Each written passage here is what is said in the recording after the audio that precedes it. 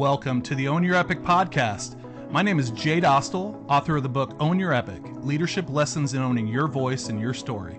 In this podcast, I highlight the stories and voices of educators across the country who are making a difference in schools and uncover what makes them exceptional leaders in their field. By sharing the voices and stories of others, we can all learn to appreciate that each of us is the author of our own epic and our experiences are relatable to others, if we are willing to share them. Let's get started on the Own Your Epic process.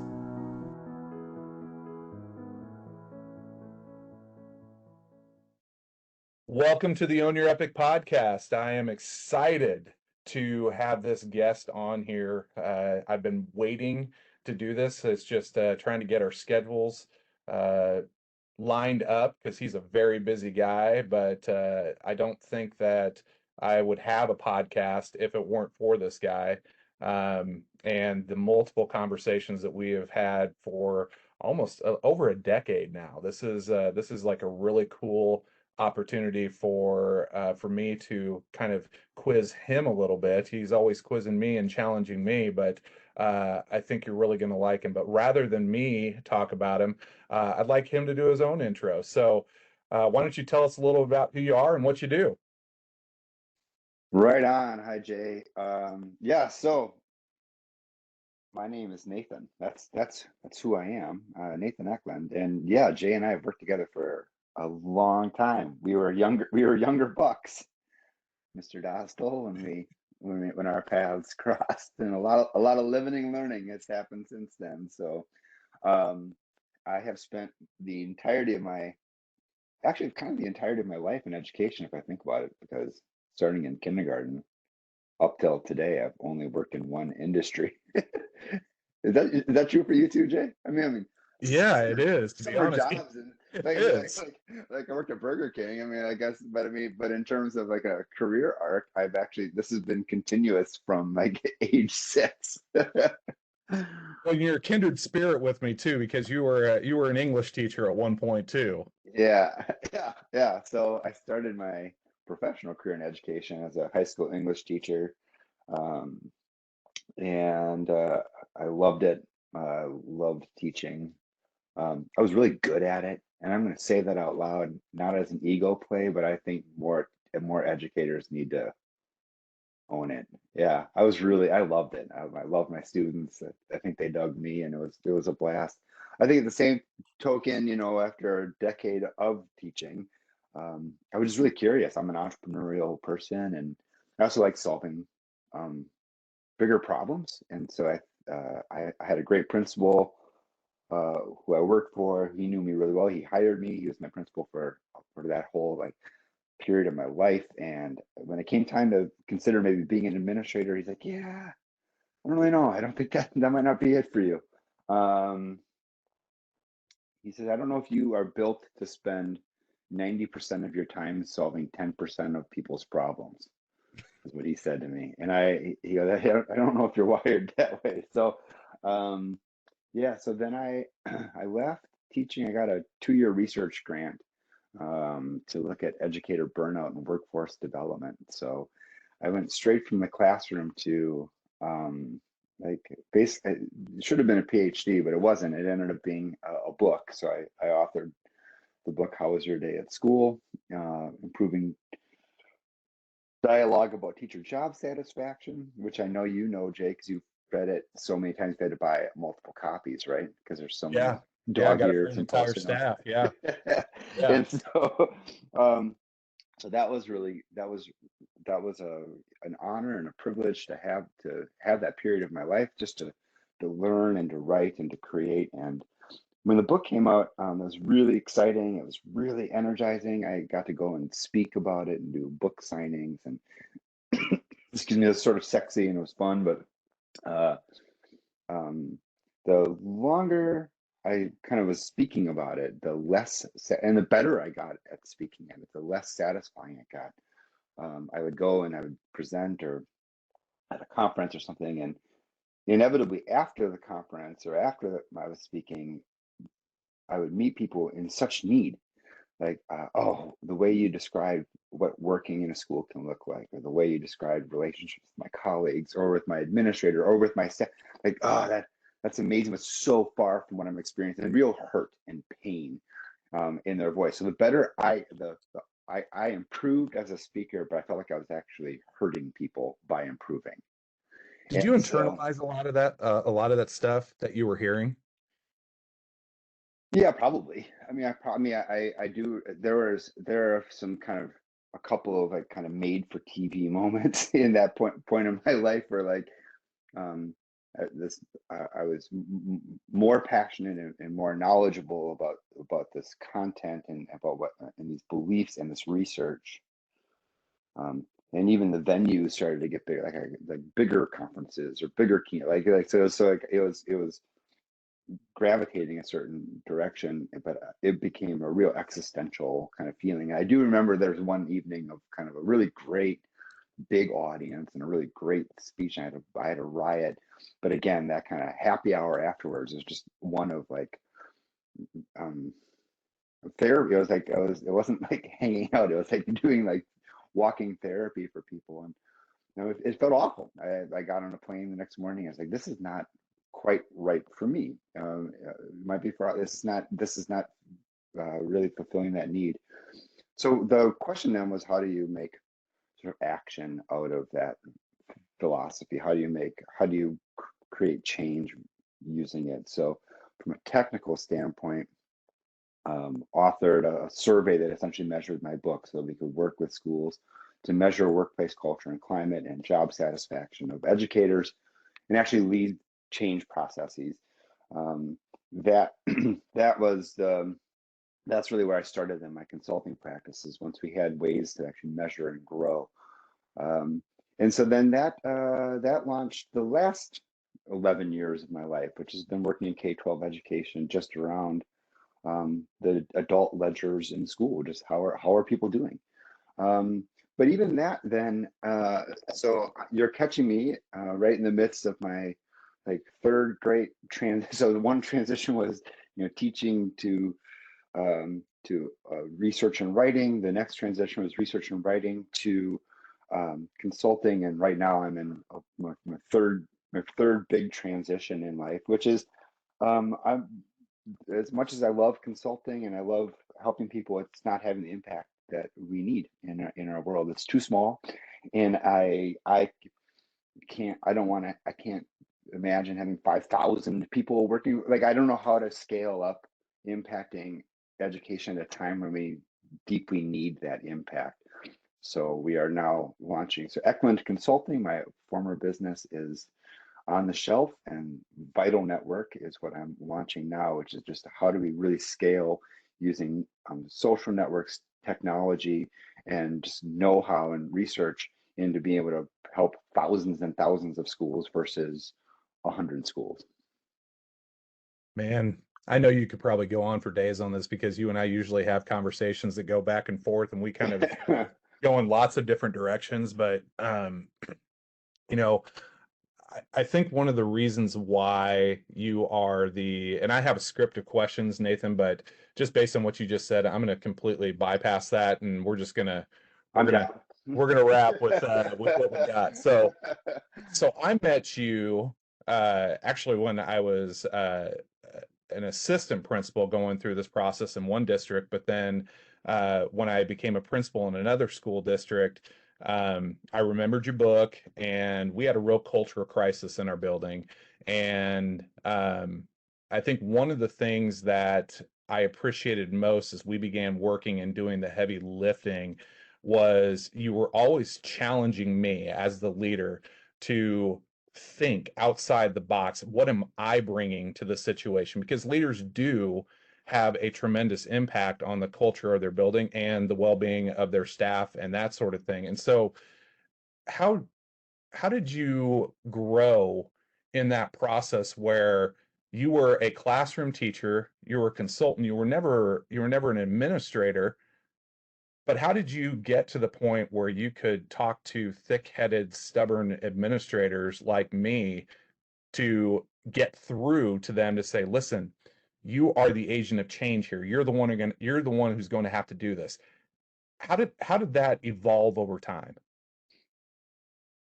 Yeah, that's such a good, um, I'm o I'm okay with like this question, and I've come to accept it. Like I the bulk of my career, I have been, I hope, of use to people, but I have never spent a second in their actual shoes. And I own that. Like that is absolutely the case.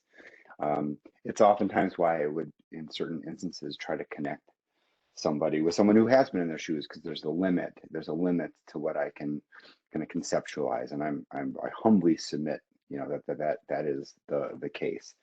I think for the most part, I've tried to define my role with people out of just a focus on utility. Am I useful? Like, because whether or not you, whether or not I know this, have done that, or been there, is what we're talking about and working through together of value to you and your people. Are you living a more joyful life? Are you less stressed? Are you more engaged? Do you have more to offer the universe? Because of the things that we're working on. If the answer is yes, then cool. Like if the answer is no, then that's probably cool too. Like the time to move on. So I think for me, if I don't, I never try to act like I've done your job, Jay. For example, like I haven't. But can I be a can I be a sounding board for you and with you and other leaders? Can I take what I've learned from well, I have the gift of variety and focus, right? So one thing I don't have is building a master schedule. I don't build budgets. I don't have to worry about canceled buses. I don't care if the rats got out of the bio lab. Like I don't. So like I also have like this luxurious place where I get to think, research, grow, and learn from others, and then kind of be a clearinghouse of what I'm learning from people. So I've worked with hundreds and hundreds of really talented, unbelievable people. So it's been a decades long masterclass for me on some of what we build and create here with Vital Network and how we try to impact our profession. So I think the other thing to your question around administrative impact on culture and on the satisfaction of others is totally true. I also think that we do a horrible job about talking about your job satisfaction, your mental well-being, your professional growth.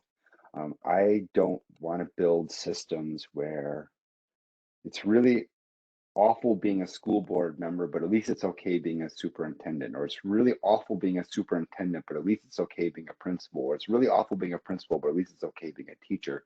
Like, why bake misery anywhere into the system? Like, why don't we have vital boards that are a pleasure to serve on, serving vital leaders who have served vital teachers?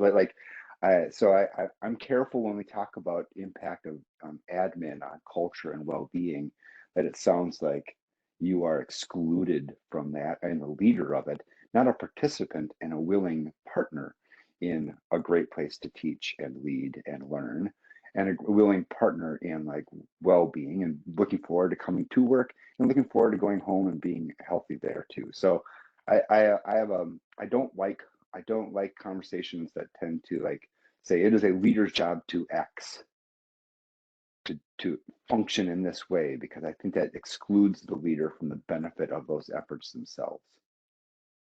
Man, it's like you're reading my mind because I knew you were going to answer the question that way. So I kind of led you down there because you and I had multiple conversations about that. My first principal job about, Jay, this isn't about you.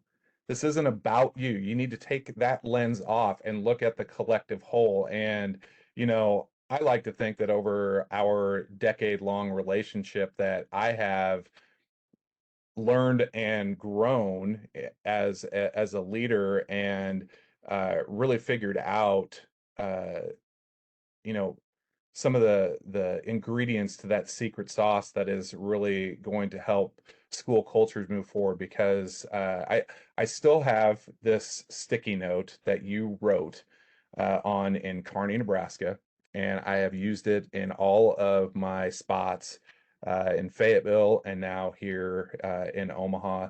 Um, that says anything left to chance will ultimately skew towards the negative. And that all centered around this concept of culture that at the end of the day, yes, content and all of that stuff is important in education, but culture is king. And anything left to chance will ultimately skew towards the negative. So if culture is not your number one focus in your school, and you're not doing something every single day to help that culture get better or maintain this vibrant relationship building between students and staff and administrators and everybody, then it will ultimately skew towards the negative. What have you seen in your travels and in your consulting and now work with Vital? What have you seen? Have you seen examples of schools that do it really well versus schools that don't? And what are some of the things that the common threads that you see in those, the differences between the schools that are doing it really well versus the schools that aren't? Yeah. I wish we could I wish we could start every day recording my brain. It's a great question, Jay. I think and what happens when you and I chat, it's usually pretty extemporaneous, but it's always like gives me something to chew on for the next 8 days. I think culture's boring, and I think we don't give it, and like in a good, like, and I mean this positively. So um I think when we talk, and I don't even know if we know what we talk about when we say build culture, support culture, transform culture. Like the word culture itself, I think is worthy of deep exploration. But when I say it's boring, um, the best places I have seen for for human conditions in a workplace. So I'm not even sure that's culture. I'm just saying human conditions in a workplace. Those are born on like really uh, refined decision making processes where people feel like they are not only listened to, but they're invested in policies and procedures that affect them. They run really economical meetings. There's no wasted time. So if I ask you for 40 minutes of your time, like 37 minutes of those will be valuable. When we have uh, parent teacher conferences, the lines where the parents line up are perfectly executed, and my job, I just get to talk to parents. So again, like to me, culture is like a real is kind of mechanical. Now, I think on the other end of that, it would be Jeans Friday and Taco Tuesday and food trucks in the parking lot and staff barbecues and Secret Santa. Like that's all good. Like I'm not but I think when most people think about culture and growing it, they skew towards like ugly sweater parties. And a math teacher might invited to wear said ugly sweater, given the option, say, here's a really fun party in the lounge, or you're not going to have your fifth curriculum in 3 years. Which one would she choose? She would probably choose to have a say in like her daily instructional practice, and you can keep the sweaters. And so so I'm not saying that like fun and laughter and community and relationships aren't important. I just don't know if they're always sequenced correctly in our thinking. I think we should first have really like quiet, calm, thoughtful places to work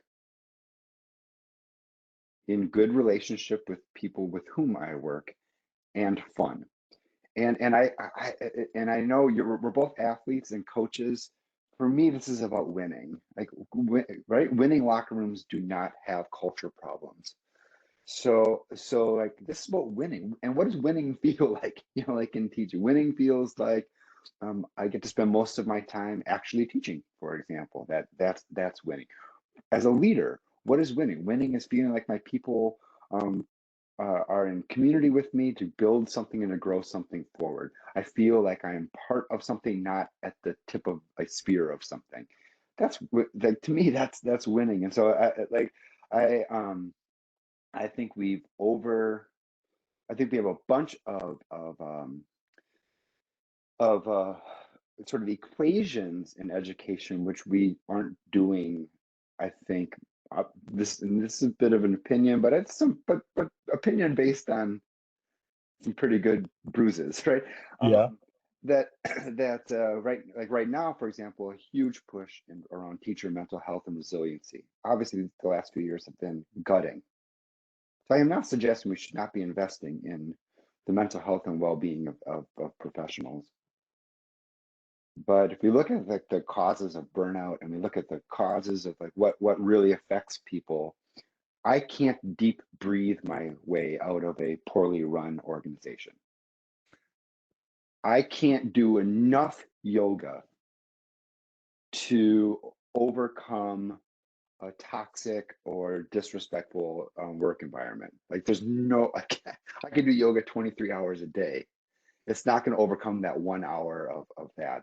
And so so to me, it's yoga and it's breathing and if, minus the and of deep organizational growth, refinement, and thinking. I'm kind of like, keep your yoga. Like I would rather just like treat, let's be boring for a while, drama free and boring and just really elegant in how we run this place. That's awesome. That's awesome. Like, I wish I could put a capstone on that, but I mean, I think you said it best. Um, wow. Hey, let me switch gears on you because you or the first person that I thought of to write a forward for the Own Your Epic book, just because you and I have gone through a lot together, Hmm. and you gave me a lot of great feedback, and so you're familiar with the process. And part of that, a couple of steps in that process are to uh, curate and cultivate your story so you can amplify your voice. What's that one story you love to tell people about your own epic and how you've kind of traversed the highs and lows of the epic journey? I know this kind of speaks to your soul as a as an English teacher. You know, the epic story has highs and lows, has different characters. What are what's that one story or a couple of moments that really you like to tell everybody when you're talking to them about how you've gotten to this point in your life? Yeah, man, such a good story. And I will say that I have just the, I stand on the back of so many smart, great people who have helped me along the way. The, the, the, this story being here today starts at sort of a quiet moment, and it's an important one from both characters, me and the other person. when I when I started to think about leaving teaching, I was pretty nervous, right? You have to pay your mortgage, and we had little kids at the time, and so like my thought was I need to get a job, right? So I'm going to go do something, and I thought, well, I can write. So I knew through my father a woman named Lynn Casey, who was a president of a giant PR and marketing firm here in Minneapolis. And so I reached out to her and she's like, yeah, come on in. We met. I did like the writing tests and everything. And obviously I could write. That was one thing I could do. And so I figured, well, I'll write PR stuff. I went through all of that. I sat down with her. Um, so it's kind of cool to sit with the actual president, not like the nature. And she's like, okay, I read your stuff and I know you and uh, I'll hire you. Uh, you have a job. I don't want to. You will spend most of your time writing about like buttons on machinery for like a plant in Milwaukee. I think you have something else you should be doing with your time and talents. But you have a job if you want it. Call me if you need me, but I hope I don't hear from you. And that um that started all of this. Like it unleashed my sense of of purpose. It unleashed like a sense of confidence. Um, and I think in quiet ways, I hope in my own life, I've paid her back for that with the way that I've work with others? Like and so she saw something in me that suggested that sitting in a cube farm writing was not going to be it for me. So what do you really want to do? What really drives you? What's really important? Um, I've sort of held on to that image and then in my own life. So um, it's why I left speaking to consulting. It's why I've now left consulting. Like, what am I really supposed to do? What can I take of what I have to offer and maximize it? What can I do that's actually going to impact the world and by the way, make me happy? I don't want to sound because there's no martyrdom here. I'm having more fun right now than I was a year ago, because what I'm doing right now energizes me and it's exciting to me.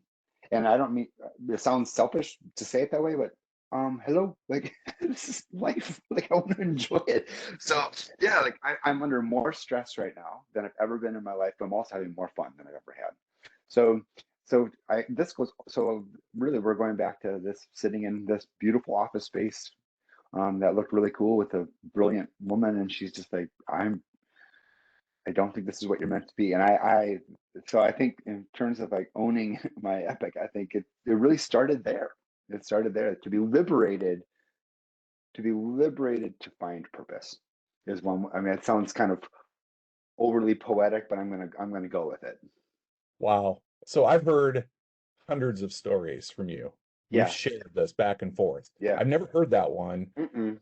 but as you said that, those same probing questions that she asked you, I heard those questions being asked to me by you. I mean, you were paying that forward in multiple ways, and you really challenged me to think about that. And those questions are so valuable because it was not prompting me to get out of education. It was real, why did you get into education in the first place? And so, uh, you know, I love I love that she did that for you. I love that you have done that to me, and I know you've done that to countless others. And so I'm going to give you because we're coming up here towards the end of time, but I want to give you one more question that I know is right in your wheelhouse, and it relates to this. But the world of education is seeing a number of teachers leave the profession and fewer people wanting to become teachers. As someone who has been around schools for a while and seen the highs and lows, what advice do you have for educators who are listening to this podcast? Yeah, I mean, and I just want to clarify, Jay, that you asked me. So if I am a teacher, for example, or a principal listening to this podcast, I'm speaking, you want me to answer to an individual, Yeah. right? Yeah. Yeah. Um, there's a cynical part of me, Jay. Honestly, and this sounds I'm just bear with me for it. I'm not a cynical person. No. Um, Anytime I I'm start really, seeing you walk around and yeah. start pacing, I know I'm gearing up for something big. If I'm an educator, maybe, and I'm in a spot where I still love teaching, but the experience that I'm having isn't great. My cynical answer is have your resume ready and go find some place that actually values you, listens to you, cherishes you, and fights to keep you. In that environment, you won't burn out. And so burnout's not a personal failure. There's no guilt on burnout. We have a working definition. I know we're up on time, so I'll kind of go, but I have a working definition of burnout. The old definition of burnout says that it's caring about others so much without caring for yourself. That's really what traditional. I don't like it because that says to somebody is if you're burning out, it's your fault. You're not doing enough to take care of yourself. You're not sleeping enough, exercising enough, eating well enough. Well, like it's something a personal failure of yours. My working definition of burnout is working in an environment where no degree of self-care can overcome the negative impact of the place where you work. So cynically, I would say to someone maybe who's in a bad place, go find some place where you're not going to be treated that way and have fun. Good luck to you. Number two, if you can't do that, then start driving change at the organizational level as much as you can and impacting the machinery in which you work as much as possible. Plus the yoga, the jeans, those ugly sweaters, the breathing, the sleeping, the eating. So continue to take care of yourself but see if you how do you impact the environment in which you are operating?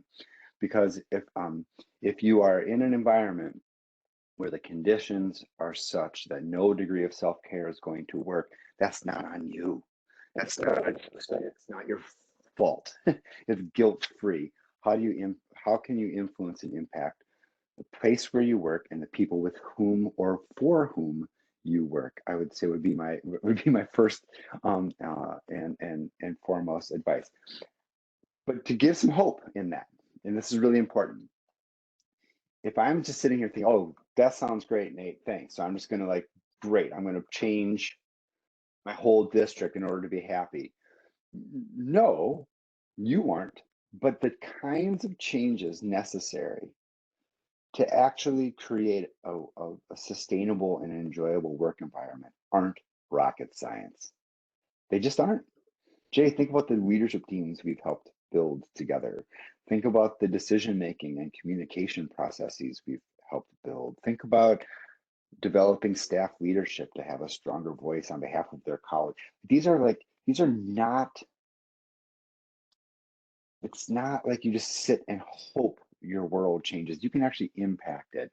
And so, yeah, I know I'm not giving a real clean answer. I guess if I had to circle back on my own answer, I think the first stage of like moving forward for people is to let go of the sense that they're doing something wrong. That's that. Well, you might be, by the way, you might be staying up watching Netflix till 4 in the morning and then getting up at 6. That's on you, right? I mean, you need to grow up. That's not how humans function. Like, get over yourself, get to bed, like that. I mean, there's like that's an element of it. But I think this is really, if you think about just a joyful experience, working in education is a partnership between sound personal practices and really fantastic organizational practices. And it is at that crossroads of those two where like deep fulfillment can happen. Wow. Nate, just because again, you and I have this relationship and we'll continue to have this relationship, and I believe in the work that you do. I am excited about the new venture that you have with the Vital Network. Um, how can people get in contact with you if they want to learn more about the Vital Network and improving teacher well-being, school cultures, all of the stuff that we've talked about today? How can people get in touch with you? Yeah, I mean, I think the first place I go is vitalnetwork.com. And there's, you can both kind of consume um, who and what we are, but also reach out to us so that we can talk about how we can help. And I think just a little context on that, vital one is check your vitals. So we have a number of measurements that we use to look at both organization and personal well-being. So we can look at like the conditions of adults in the school. And then vital as in you are important. You are vital. You are critical. And so I think, how do we help prioritize with districts um, uh, all of this work that necessary to make sure that adults are treated in a certain way and retained in a certain way in order to have great places for kids. Um, and so we're pretty militant about the idea that giving something to adults is not taking something away from kids. I think that is so I would really encourage people to go and kind of poke around that site, and then reach out. We'd love to just talk. Where are you at on your journey?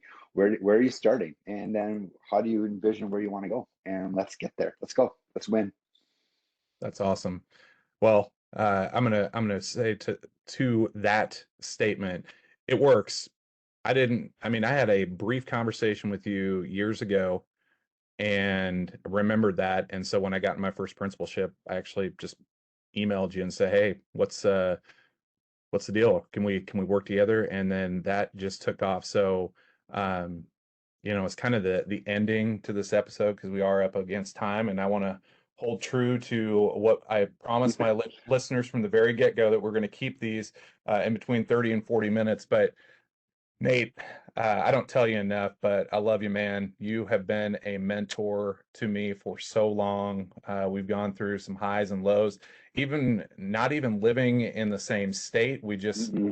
We make an intentional effort to do drop-ins on one another, to check on each other, see how our families are doing.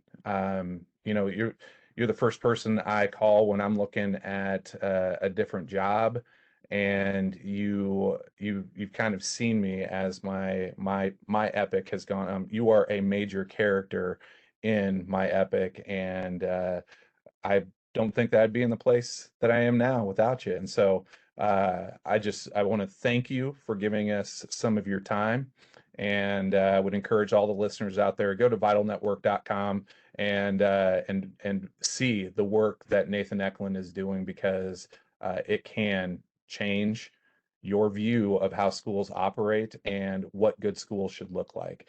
And so until next time, we will see you around on the Own Your Epic podcast. Thanks, Thanks, everybody. Jay.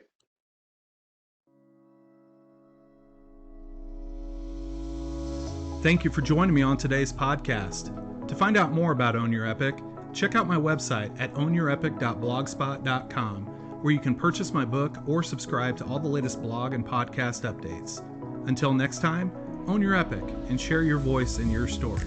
It matters and can make a difference in the lives of others.